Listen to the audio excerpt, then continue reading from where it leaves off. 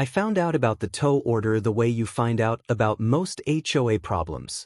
Not from a reasonable conversation, but from a piece of paper designed to scare you into surrender. The notice said I had 72 hours before my vehicle could be removed, and it read like the board had already decided I was guilty.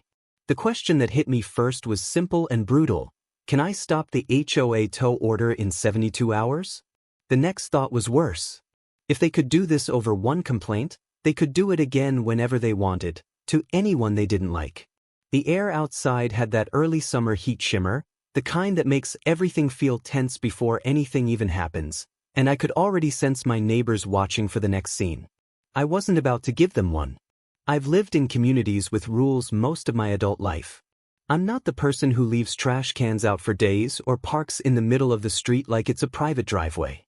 I keep things clean, I keep things quiet, and I keep my life boring on purpose.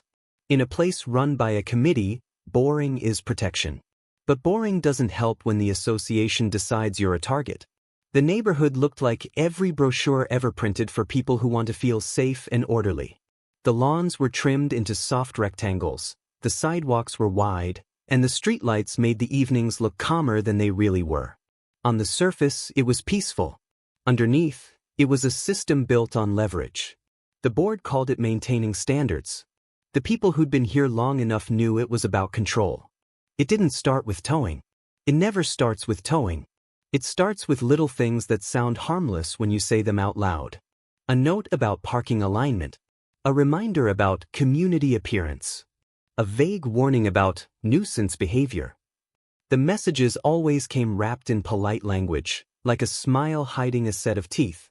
The committee was a rotating cast of volunteers, but there were two constants: the treasurer, who loved fees the way some people love hobbies, and the secretary, who acted like she owned the streets.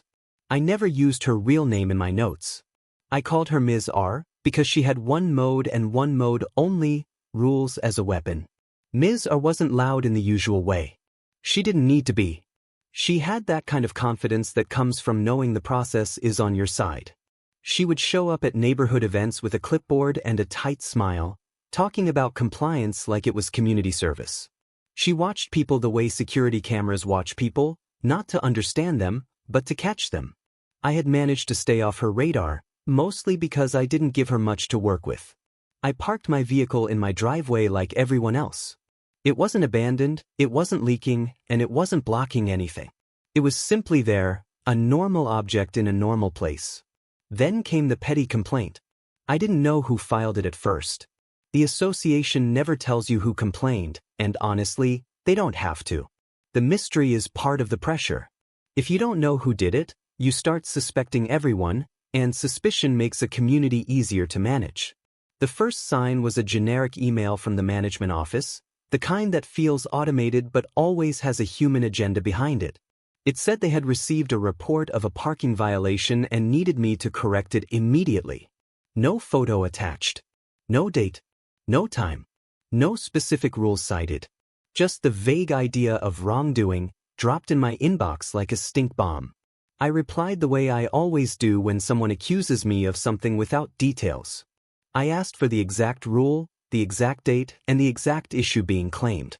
I kept it calm. I kept it short. I saved a copy. That's the thing most people don't do. They argue in the moment, they vent, they get emotional, and the board happily files that emotion away as evidence of non-cooperation. I treated it like a paperwork problem, because paperwork is the only language a board truly respects. The response came back in a tone that was just warm enough to be insulting. It referenced community parking standards and suggested I review the governing documents. Still no specific section. Still no photo. Still no proof. Just a push to make me do the work for them. So I did. I pulled up the rules I'd been given when I bought the place, the thick packet everyone pretends they read. I went straight to the parking restrictions because that's where boards love to hunt. There it was, CCR Section 7.2, the parking provision that got cited in half the neighborhood disputes if you listen long enough. It talked about street parking limits, commercial vehicles, and inoperable vehicles, a phrase so flexible it could mean anything if the board wanted it to. My vehicle didn't fit the definition of commercial. It wasn't wrapped in ads. It wasn't oversized. It was registered, insured, and used weekly. It also wasn't inoperable unless you considered any vehicle you didn't like to be broken. Still, a rule like that is a loaded gun.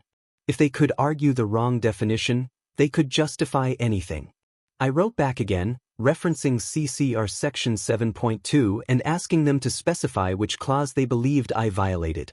I also asked for any documentation or photographic evidence connected to the complaint. I didn't add opinions. I didn't add anger. I wrote it like I expected them to behave like professionals, even if they never did. That should have been the end of it. A normal association would clarify, maybe apologize, and move on. Instead, 2 days later, I walked outside and found the paper on my door. It was taped at eye level, centered like it was meant to be photographed. It wasn't a friendly reminder. It was a threat dressed up as compliance.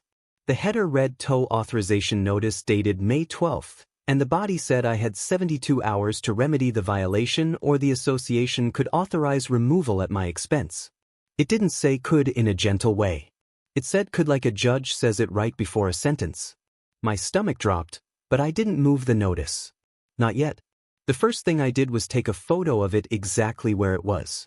Then I took a close-up of the date, the letterhead, and the wording about 72 hours.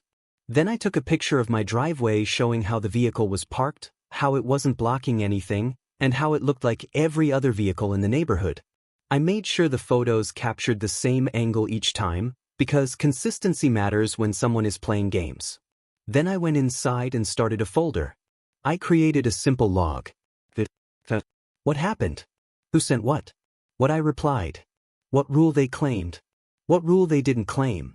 I attached screenshots, photos, and every file I could export from my email. I labeled it so clearly that even someone trying not to understand it would have trouble pretending. That's when the real story began, because the notice didn't just threaten towing. It also revealed something about their strategy. They weren't trying to resolve a violation.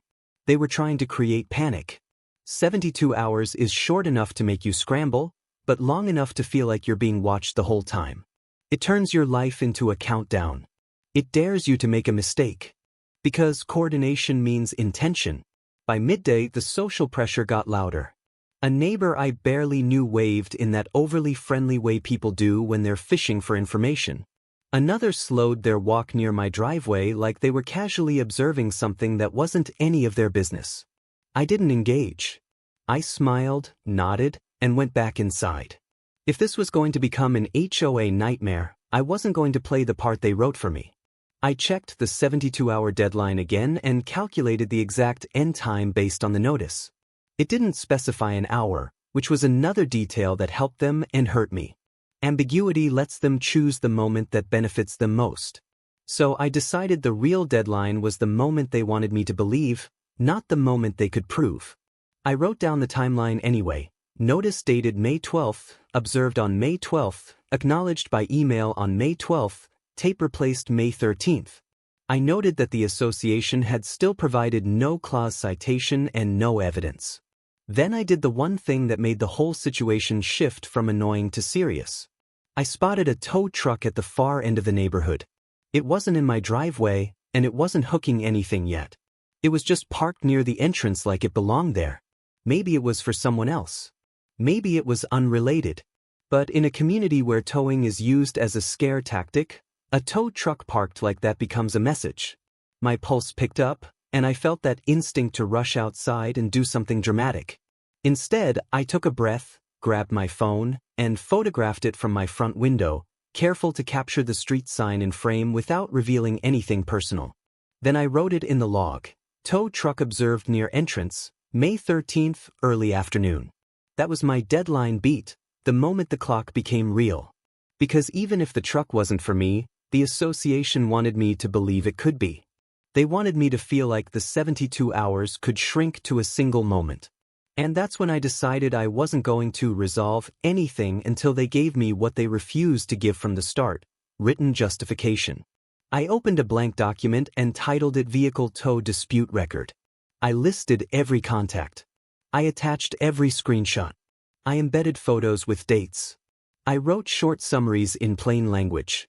If I ever needed to show someone what happened, I wanted it to read like a timeline, not a rant. Then I wrote a final email for the day, and I made it the kind of message that forces careful choices. I repeated my requests for the specific clause, the evidence, the tow policy, and the board authorization. I also stated, calmly, that I was willing to comply with any properly cited rule once it was clearly identified in writing. I didn't accuse them of harassment. I didn't call anyone a name. I didn't threaten anything. I simply made it clear I wasn't going to panic my way into submission.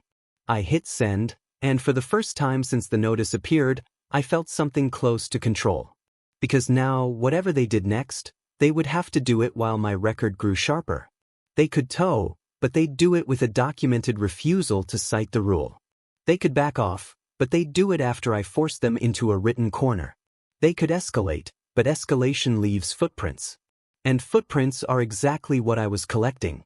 That evening, as the lights softened over the street, I stared at the tow notice through the window and realized the real fight wasn't about my vehicle at all.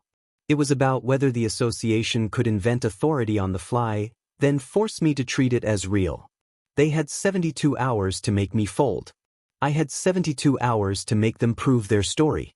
The next morning, I woke up to the kind of silence that feels like a tactic. No reply-all correction, no helpful clarification, no apology for the vague threat. Just nothing. And in an HOA fight, nothing usually means they're deciding whether to double down or pretend the whole thing never happened. I checked my driveway before I checked my phone. The notice was still there, still centered, still meant to be seen. The vehicle was exactly where it had been. I took another photo from the same angle, because patterns matter. Then I stood there for a few seconds longer than I needed to, letting myself feel the pressure without reacting to it. The association wanted me in panic mode. I wasn't giving them that. Inside, I refreshed my inbox and saw a new message from the management office. It wasn't the explanation I demanded. It was a deflection dressed up as compliance support. They attached a single-page parking guideline sheet, not part of the governing documents, just a glossy summary with bullet points.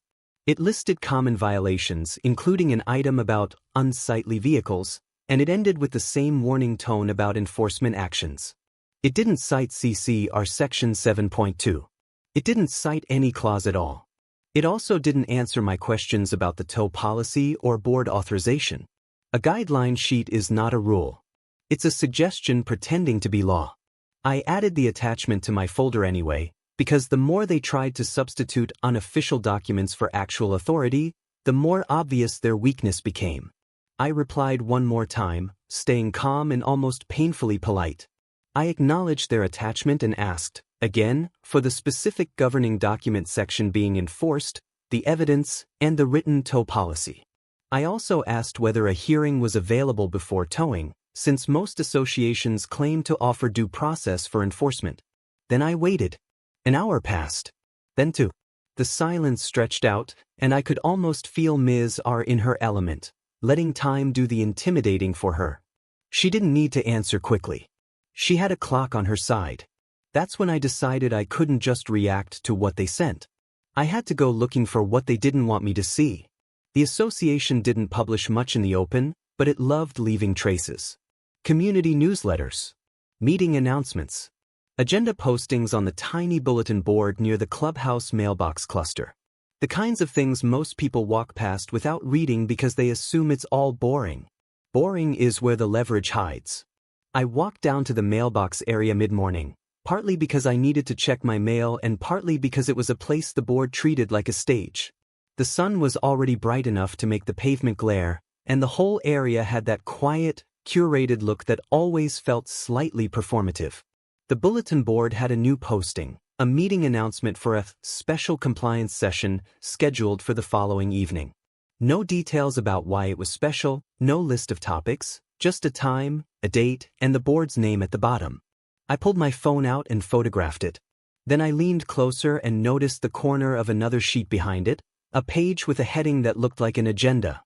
Someone had tried to hide it by layering the announcement on top, but it was still visible enough to confirm it existed. That was interesting. If they had nothing to hide, they wouldn't be hiding paper. I didn't peel anything off the board. I didn't touch it. I just took photos from multiple angles, capturing enough detail to show what was posted and how it was posted. Then I walked home and logged it as a new evidence prop. Board agenda excerpt visible behind special meeting notice, May 13th. It wasn't the full agenda, but it was enough to confirm something was moving behind the scenes. Back at my desk, I read through the governing documents again, but this time I wasn't looking for parking rules. I was looking for enforcement procedure. The association loved to claim it followed process. If that was true, it would be written down somewhere. I found a section about hearings and disciplinary actions, buried in language that looked like it had been copied from a template. It wasn't crystal clear, but it implied the board should provide notice and an opportunity to be heard before punitive action. It also described escalating enforcement, not immediate escalation to towing based on a single vague complaint. The more I read, the more the tow ultimatum looked less like policy and more like muscle. Then a new email arrived, and this one felt like someone had finally gotten tired of me asking for specifics.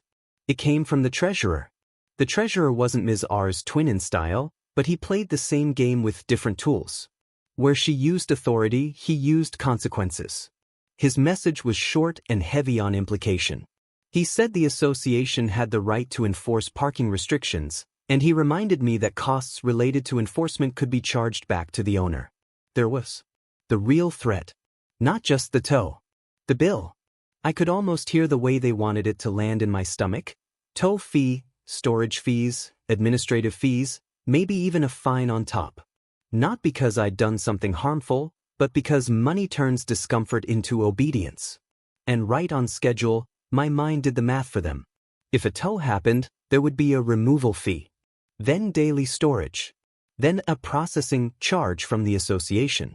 Even if I won later, the damage would be immediate. It would take one morning to turn my week into a financial mess. That was my money at risk beat, and I felt it like a jolt. I didn't respond emotionally. I responded strategically. I asked for a written estimate of the charges I could allegedly incur, including any administrative fees the association would add. I also asked for the name of the policy document that authorized charging those costs back to me. If they wanted to threaten me with money, I wanted them to put the numbers and authority in writing. Within minutes, the treasurer replied with another vague message about standard tow costs and administrative recovery. Still no document. Still no citations. Still no evidence. It was all pressure and no foundation. I logged it. Screenshot. Save. Then I went back to the board agenda clue. The special compliance session was scheduled for the following evening, which was still within the 72-hour window. That timing was too neat to be a coincidence. If they were planning to approve something formal, it would happen there.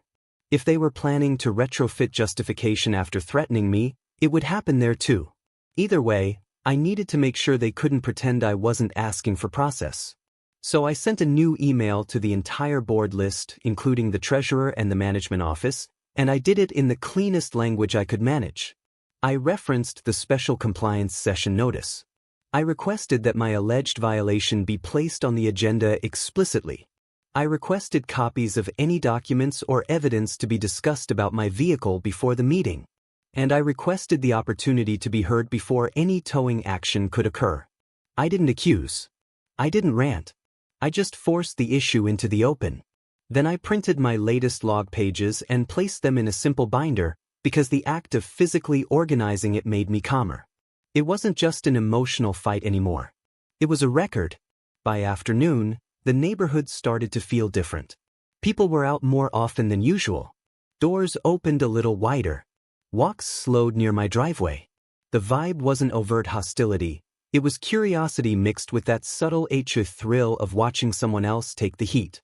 That's the thing about communities like this. When the board targets someone, everyone else becomes grateful it isn't them. They don't step in. They don't ask questions. They just watch, quietly, because fear is contagious. I kept my routine normal on purpose. I took out trash. I checked the mail. I watered a plant. I didn't circle my driveway like a suspect. I wanted my own mind to understand something important. I wasn't the one acting strangely. The association was. Late afternoon, I got another email, this time from the management office again, and it had a different tone. less automated, more personal, more annoyed. They said towing was a last resort, but they also said the vehicle needed to be removed from view immediately. They offered no evidence and no rule section. They included a line about community concerns and resident complaints, like that phrase alone should make me obey. That's when the social shame play became obvious. They weren't just threatening my vehicle. They were hinting that my neighbors thought I was the problem. They were trying to make me feel like I was standing alone in a public spotlight. And to make it worse, later that evening, a community-wide message went out from the association's mailing list, announcing the special compliance session and reminding residents that visible violations would be handled more aggressively moving forward. It didn't name me, but it didn't have to. The timing was too perfect. Anyone paying attention would connect it. I printed that message too and added it to the binder because it demonstrated coordination and narrative building. This was turning into the kind of Karen neighbor drama that thrives on whispers and public hints, and I could feel the association shaping a story I never agreed to be in. At this point, I had three main pieces of evidence propping up my side of reality: the tow authorization notice dated May 12th, the governing document reference to CCR Section 4.3 mailbox rule and notice delivery requirements, and the board agenda excerpt clue from the bulletin board. Not proof of innocence in a courtroom sense, but proof of their behavior, their vagueness, and their timing. And timing is everything in a 72-hour ultimatum. The next morning, the second day of the countdown, something changed. The management office finally attached what they claimed was the tow policy. It was a PDF titled Towing Procedure Outline, and it looked like it had been revised multiple times.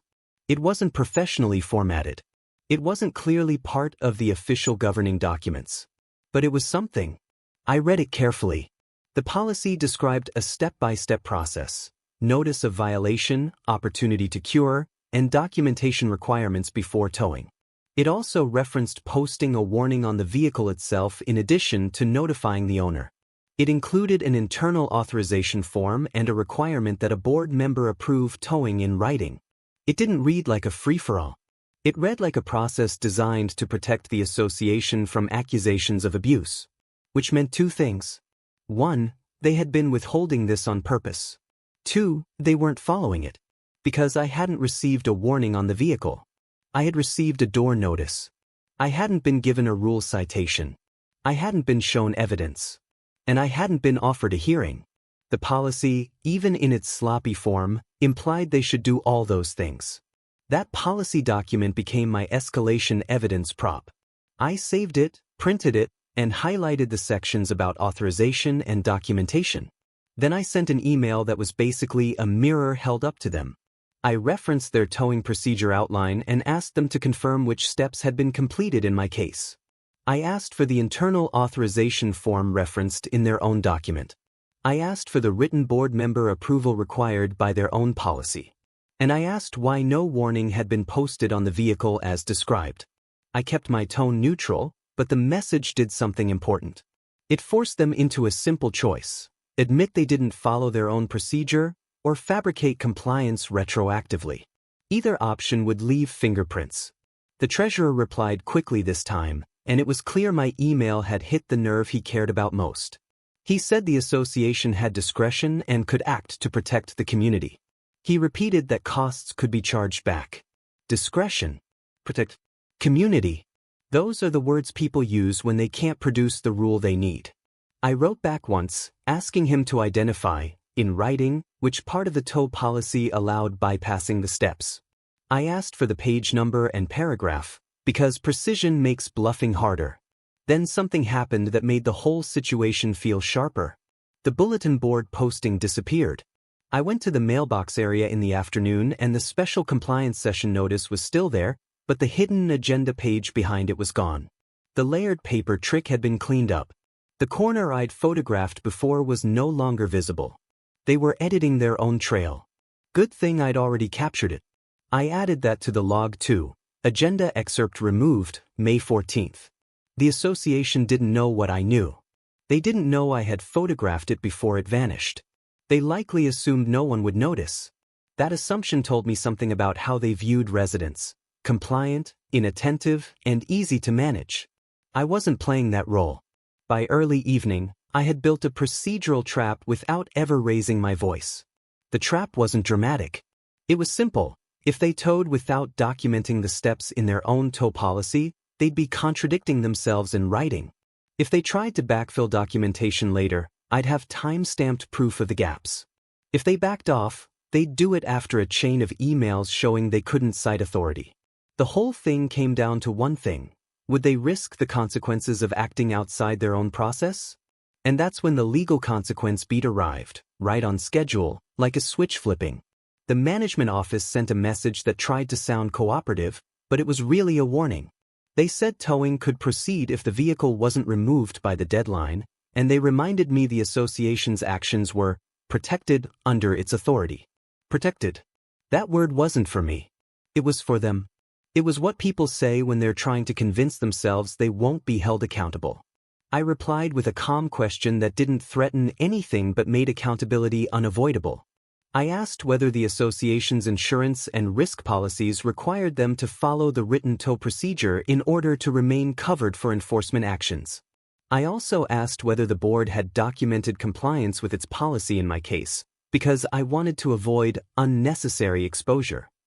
I didn't say liability. I didn't say lawsuit. I didn't say any of the words that could turn my email into drama. I just framed it as caution. And for the first time, I didn't get a quick reply. That silence wasn't comfortable anymore. It was calculation. Because once you bring up coverage and procedure, the bravado tends to evaporate. Later that night, the treasurer replied with a sentence that was almost comically careful. He said the board would review the matter in the special session and respond accordingly. Review. Session. Respond. It wasn't a denial. It wasn't a confirmation. It was a stall. I added it to the binder anyway, because stalling is another kind of fingerprint. By the time the special compliance session arrived, the 72-hour ultimatum felt less like a countdown to towing and more like a countdown to whether the board would embarrass itself publicly. I didn't go to the meeting to cause a scene. I went because the association had dragged my driveway into its enforcement theater, and I wanted to make sure the theater had a record. I arrived early enough to see board members in small clusters, the way people gather when they're rehearsing a shared story. Misa was there, clipboard in hand, scanning faces like she was counting allies.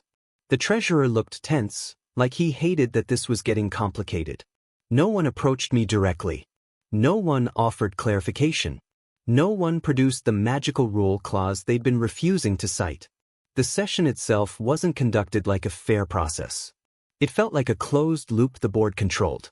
They referenced complaints and community standards, and they spoke in that authoritative tone that assumes compliance is the default. I didn't argue.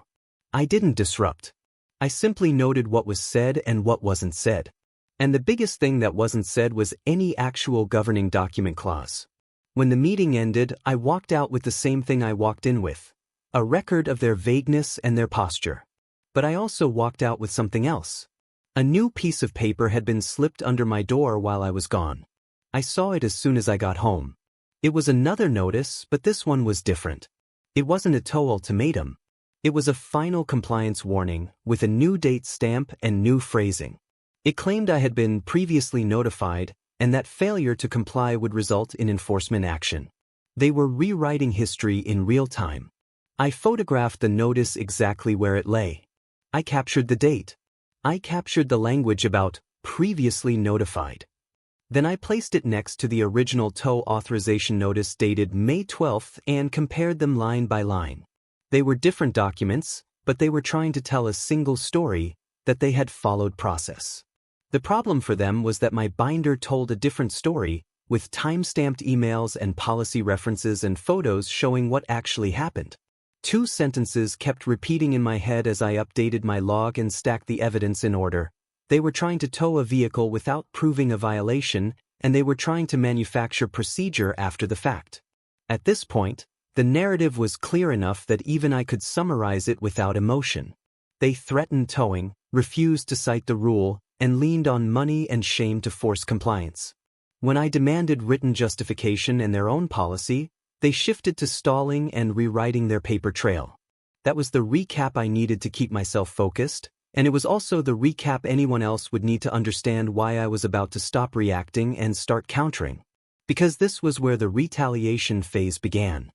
I opened my binder and created a new section called Dispute Packet. I didn't name it dramatically. I just built it like something meant to be reviewed by someone who cared about process. I included the May 12th tow notice, the CCR Section 4.3 reference about notice delivery, the board's own tow policy outline, the community-wide visible violations message, and the photo proving the agenda excerpt had existed and then disappeared. Then I wrote a simple cover page, a chronological timeline with dates and short, factual bullet points. No insults. No accusations. Just facts. And I made one move that shifted the power dynamic without ever stepping over a line. I sent the dispute packet as a single attachment back to the board and the management office, and I requested a written confirmation that towing would be paused until the board could provide the specific governing document clause, evidence of violation, and documentation showing compliance with its own tow procedure. I didn't demand. I requested, calmly, as if the pause was the normal thing any reasonable board would do. But I also included a deadline. Not their deadline. I asked for a written response within 24 hours, because the 72-hour ultimatum made delay itself a form of harm. If they wanted urgency from me, they could live with urgency pointed back at them. I could feel the next deadline-type rehook tightening in the background, because if they ignored my packet and let the tow clock run out, the next morning could become chaos. And I knew that was exactly the cliff they wanted me standing near. So I didn't stand near it. I prepared for the possibility they'd try something sudden. I cleared my schedule as much as I could. I set my phone to keep a detailed record of calls and messages. I printed a fresh copy of the tow policy outline and highlighted the authorization requirement again, because if a tow truck rolled in, I wanted to be holding paper, not panic. Then, late that night, an email arrived from the management office that was only 2 sentences long. They said the board would consider my packet, and they said the association reserved the right to enforce. Reserved the right. It was the kind of phrase that sounds strong until you realize it isn't an answer. I stared at those 2 sentences and felt something settle into place. They weren't trying to resolve a violation. They were trying to see how far they could push without consequence. And now that I'd forced them into writing, the only way they could keep pushing was by risking the very thing they'd been trying to avoid, a clear record of abuse of power. I closed my binder, set it by the door, and looked out at my driveway one more time before bed.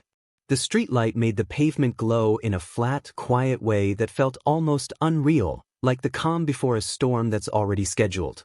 If they were going to tow, they'd have to do it while my packet sat in their inbox, unaddressed. If they were going to back off, they'd have to do it without admitting they'd overreached. Either way, morning was going to matter. I didn't sleep much. I wasn't imagining tow hooks in the dark or spiraling into worst-case fantasies. It was more controlled than that, the kind of tension where your brain keeps replaying the same question like it's trying to wear a groove into your thoughts. Can I stop the HOA tow order in 72 hours? By the time the sky started to lighten, I was already up, dressed, and moving with purpose. The vehicle was still in my driveway, still calm and ordinary, still not the menace they were trying to make it. The notice was still taped in place, but now it looked more like a prop than a warning. I took one more photo, same angle, because the clock was approaching the part where people start pretending things happen differently. Then I did the simplest thing that always steadies me. I checked my log, line by line, and made sure my timeline was clean. May 12th, tow notice posted, acknowledged by email, request for rule citation and evidence sent. May 13th, special meeting notice photographed, board agenda excerpt partially visible, tow truck observed near entrance. May 14th, tow policy outline finally provided, hidden agenda excerpt removed, special session held, second notice slipped under my door. Every event had a time stamp. Every claim from the association had a matching request for proof. Every refusal was documented. If the board wanted a story, I had one. It just wasn't theirs. At mid-morning, the management office finally responded again, and the tone was the first real crack I'd heard. It wasn't apologetic, but it was cautious. They said the association had received my packet, and that the matter was under review. Under review was the most honest thing they'd written in days, because it implied the decision wasn't as settled as the tow ultimatum made it seem. But they still didn't say towing was paused. They didn't say the deadline was suspended. They left it hanging, which meant I had to treat towing as still possible. I went outside and took a slow walk around my driveway and curb, not because I was hunting for a violation, but because I wanted to remove any easy excuses. The vehicle wasn't over a sidewalk. It wasn't blocking a fire lane. It wasn't on the street. If anyone tried to claim it was in an emergency path, the photos would bury them. That's when I noticed the first sign of retaliation.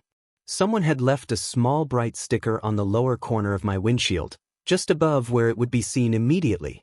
It wasn't a tow company sticker. It wasn't official.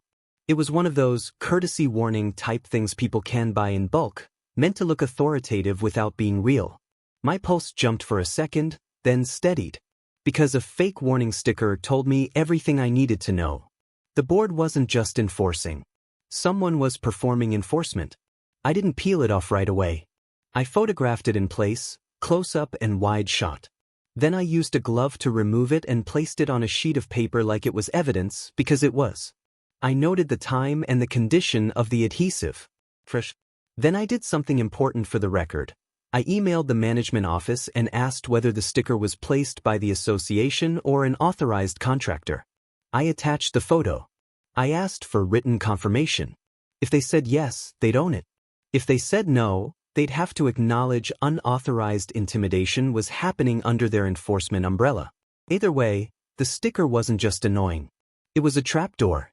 A little after noon, my phone rang from an unknown number. I didn't answer. I let it go to voicemail. The message was short and intentionally vague, the kind of voice that tries to sound like it's doing you a favor while warning you. The caller said they were following up about a tow-related compliance issue and suggested I take care of it today to avoid complications. No company name. No official identification. No documentation. I saved the voicemail. Then I added it to the log.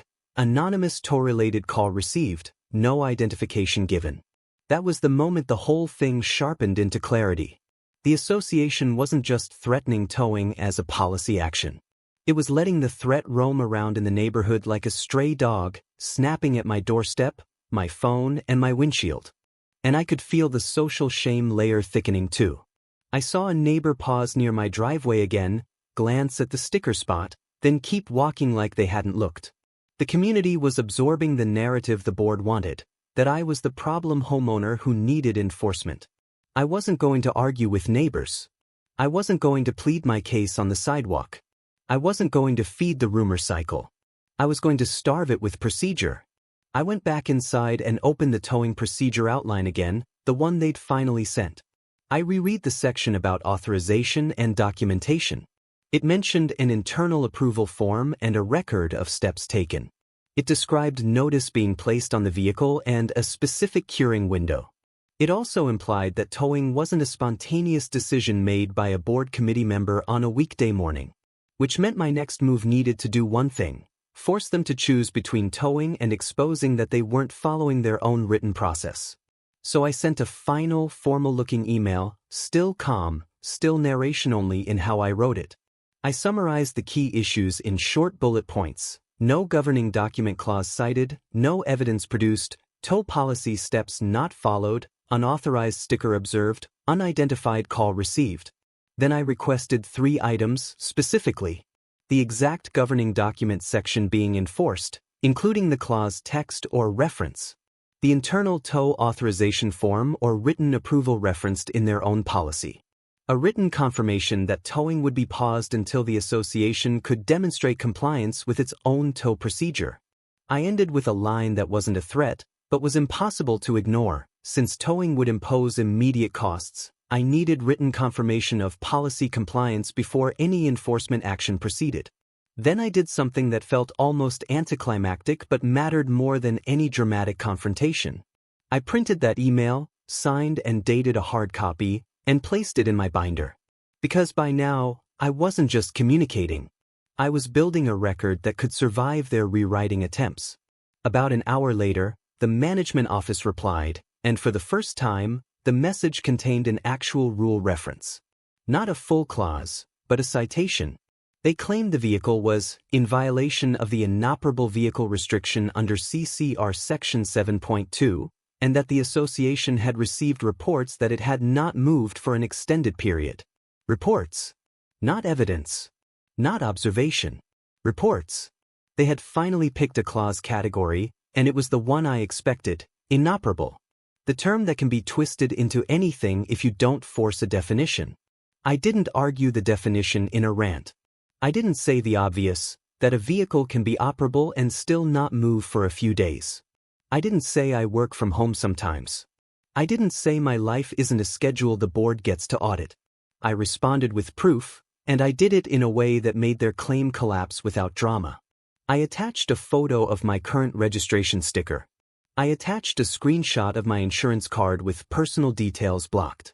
I attached the note from my own log that the vehicle had been started and run on May 13th, and I referenced that I had documented it at the time.